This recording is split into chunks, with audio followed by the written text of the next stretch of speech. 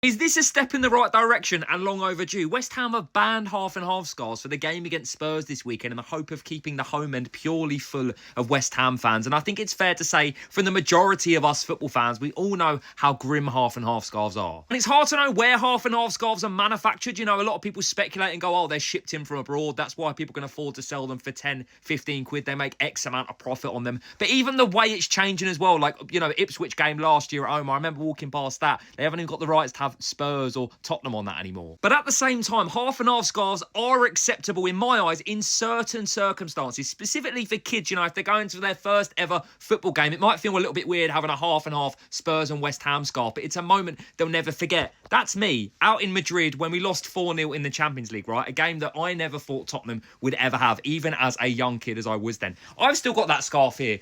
What is it? It's about 14, 15 years old, and it, you know, it's cheap material. You can see it's cheap, but it's a memento from a game that I never thought would happen, going out to Madrid and being there with my dad. Like, there's some moments it's acceptable. There's some moments it's not acceptable, and the large discourse with half and half scarves is based on the fact that it usually is day trippers or tourists or whatever, and they're wearing a half and half scarf, not actually particularly caring about the team who is the home club. It's just they're just there to watch the football. And I think it's one of those things where for a lot of people that can't go to games if they can't get tickets, but then you see people wearing them, it does feel a little bit, I don't know, like people get a little bit protective of it. And even, you know, I mean, I'm not trying to pigeonhole this guy. I mean, he was filming the game as well, but that's not the point. What I'm saying is this, from West Ham's perspective, you can understand why they're doing it, because, you know, West Ham fans don't want to be surrounded by scarves that have got Spurs on them in the home end. I did think this is quite funny, by the way, by a brand that sort of mocks the silliness of the half and half scarf called Half and Half Bath. You know, Real Bellend is just quality. Believe me, there are worse things to get wound up about in football, you know, ticket prices, or even the fact that something like this actually exists. Half and half scarves are okay for kids, you know, if it's their first game, or if it's like a massive game you didn't expect your team to have a one-off. Not for league games. It completely ruins the fact of sort of supporting and backing one team. Then you go to places like this in Schalke in Germany last year at the Euros. I mean, look how cool this is. This just opens up a whole new debate, you know, when people wear shirts of other teams they don't support. How do you win? It's also important to remember that the money made from this does not go to the football club.